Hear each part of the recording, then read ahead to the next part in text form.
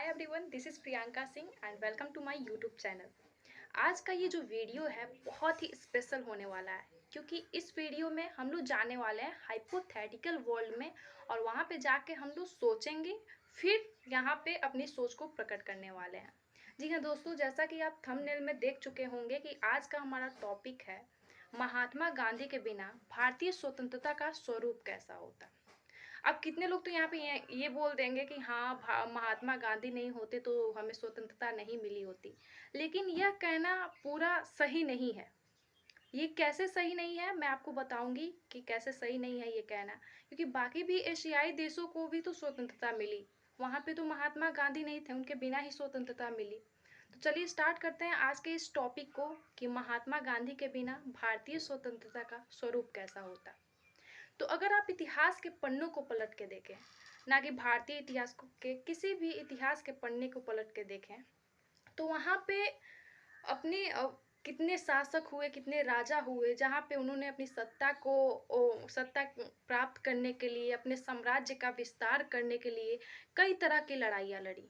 और जाहिर सी बात है जो लड़ाइयाँ थी वो हिंसक ही होंगी। कुछ लड़ाइयाँ जो थी वो अहिंसक तरीके से की गई, कुछ लड़ाइयाँ हिंसात्मक तरीके से की गई। जहाँ हम लोग अशोक जैसे अशोक को एक महान सम्राट के रूप में देखते हैं। और उसने कई तरह की लड़ाइयाँ लड़ी। कहा जाता है कि अशोक अपना साम्राज्य स्थापित करने के लिए अपने बहुत सारे भाइयों का कत्ल किया था, बहुत सारे भाइयों को मारा था। अशोक द्वारा कई हिंसात्मक युद्ध लड़े गए। एग्जाम्पल के लिए आप देख सकते हैं, उदाहरण के लिए अशोक द्वारा लड़ा गया उसके जीवन का अंतिम हिंसात्मक युद्ध था कलिंग युद्ध, जो कि 261 बीसी में हुआ। कहा जाता है कि उस युद्ध का जो स्थिति था, युद्ध के बाद जब मैदान में लोग गए और उसकी स्थिति देखे, वो जो स्थिति थी बहुत ही डरावनी स्थिति थी, बहुत ही भयानक स्थिति थी। तो ये कोई बड़ी बात नहीं है। पहले के टाइम में राजनीति में क्या होता था कि अगर अपने सत्ता का विस्तार करना है, साम्राज्य का विस्तार करना है, तो राजनीतिक हिंसा वहाँ पे स्वाभाविक सी बात थी।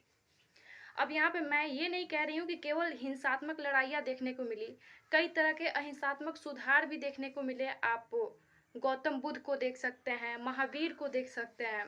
इन्होंने ज्ञान का प्राप्ति किया, बुद्धिज्म जैनिज्म को स्थापित किया, जिसे आज भी लोग फॉलो करते हैं।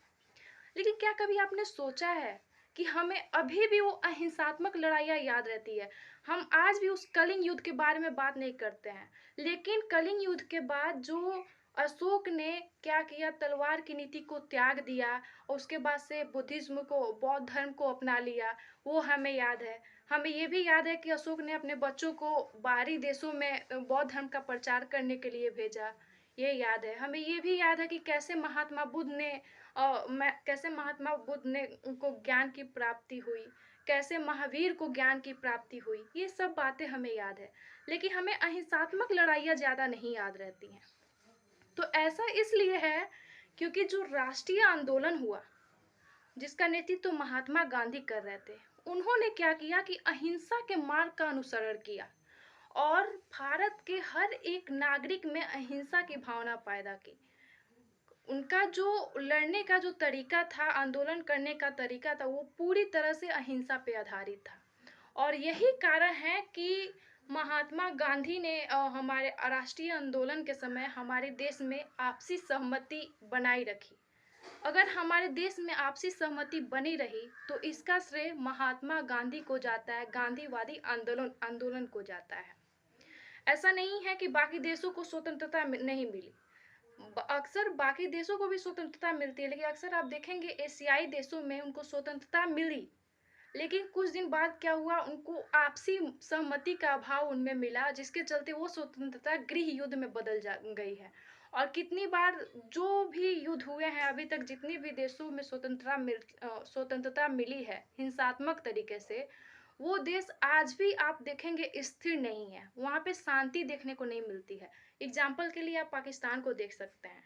लेकिन गांधी जी का मकसद ये कभी भी नहीं था कि हमें स्वतंत्रता मिले और हिंसात्मक तरीके से मिले।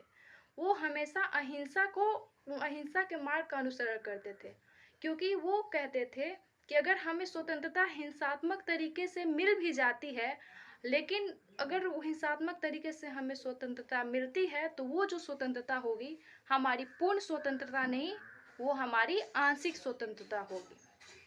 1915 में आप देख सकते हैं, एग्जाम्पल के लिए मैं बता रही हूँ आप लोगों को, 1915 में जब महात्मा गांधी दक्षिण अफ्रीका से भारत आए, तो दक्षिण अफ्रीका में भी उन्होंने कई तरह के बदलाव किए थे, जो अहिंसा के मार्ग पे चल के ही किए थे। तो इसके चलते उनका भारत में बहुत ही बोलबाला था। 1916 ईस्वी में BHU के समारोह में जब महात्मा गांधी को बुलाया गया, तो वहां पे उन्होंने कांग्रेस की ही आलोचना करते हुए कहा कि जब तक हम लोग किसानों को इस राष्ट्रीय आंदोलन में नहीं जोड़ेंगे, तब तक हमारी जो सब स्वतंत्रता है वो नहीं मिलेगी।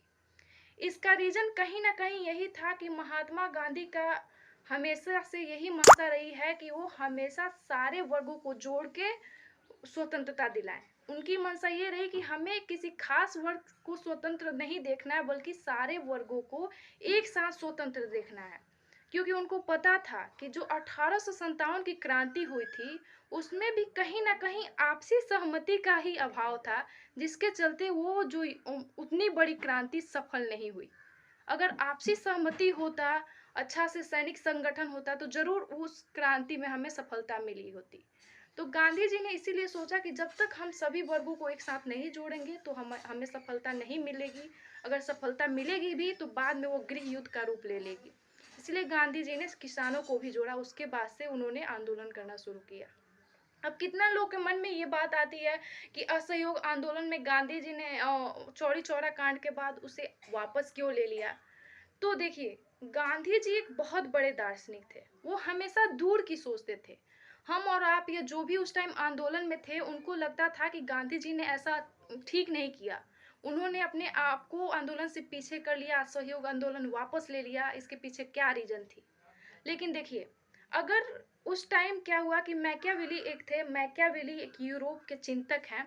उन्होंने क्या किया है कि राजनीति के लिए दो शब्दों पे बहुत ही विशेष बल दिया है।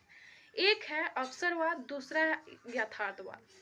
लेकिन गांधी जी ने इन दोनों को देखा जाए तो गांधी जी ने किसका नारा दिया।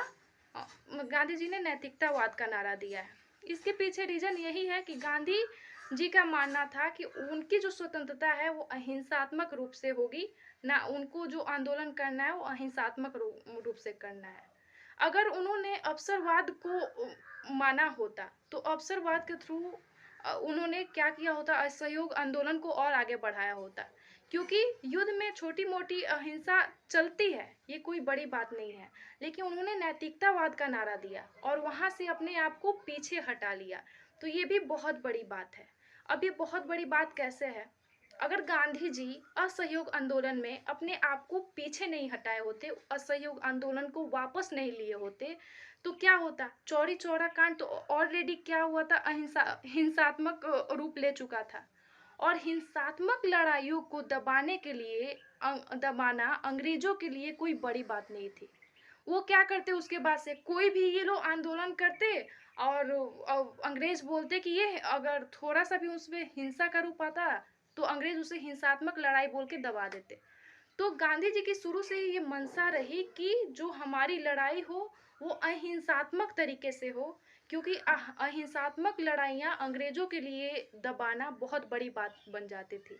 इसीलिए गांधी जी ने क्या किया, अपने आप को वहां से असहयोग आंदोलन से अपने आप को पीछे कर लिया, वहां से असहयोग आंदोलन को वहां पे वापस ले लिया। तो अगर इस तरीके से देखा जाए, तो उसके बाद से हमें चल के सफलता मिली, 1947 में सफलता मिली। और जो स्वतंत्रता का जो स्वरूप था, वो था हमारा अहिंसात्मक। तो हम ये नहीं कह रहे हैं कि महात्मा गांधी नहीं होते तो हमें सफलता नहीं मिलती, स्वतंत्रता नहीं मिलती। हाँ, ये कह सकते हैं कि महात्मा गांधी अगर नहीं होते, तो जो स्वतंत्रता पाने का जो रास्ता था, हमारा जो तरीका था, वो बदल सकता था। हो सकता था कि ये हिंसात्मक भी हो जाए। लेकिन महात्मा गांधी ने हमें अहिंसा की राह पे चल के भारत के हर एक नागरिक के अंदर अहिंसात्मक भावना पैदा किया, और उसके बाद से हमें अहिंसा के राह पे चलने को सिखाया। और यही कारण है कि आज भी हमारे देश में शांतिपूर्ण रूप से हमें स्वतंत्रता मिली, तथा हमारे संविधान का निर्माण हुआ। उतना बाकी एशियाई देशों का वैसा नहीं हुआ। तो इस सब का श्रेय गांधीवादी आंदोलन को जाता है। अगर आज भी आप गांधी जी के विचारों को देखना चाहते हैं तो आपको संविधान के अनुच्छेद 40 में देखने को मिलता है। आज की इस वीडियो में इतना ही, और मिलते हैं नेक्स्ट वीडियो में। वीडियो अच्छा लगे तो लाइक, कमेंट एंड शेयर करना बिल्कुल ना भूलें। Bye bye.